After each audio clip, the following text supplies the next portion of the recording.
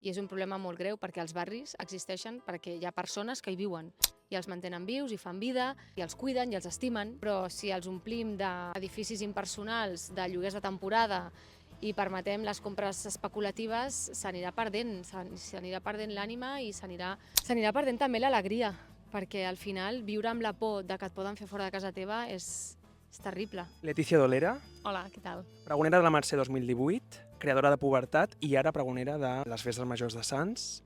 Què té la cultura popular? Per una banda, crec que té cohesió social.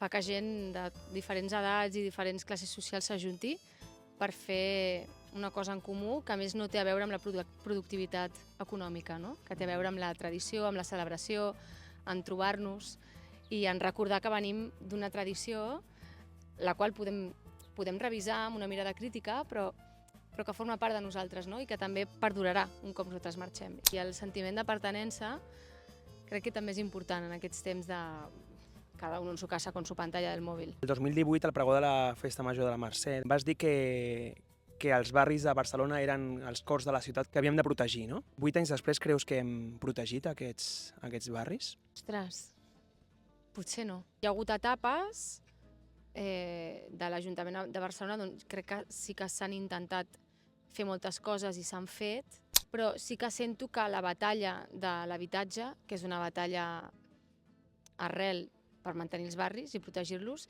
crec que si bé a casos particulars s'estan guanyant, però les està guanyant la gent, crec que la gran batalla no l'estem guanyant a nivell societat, no?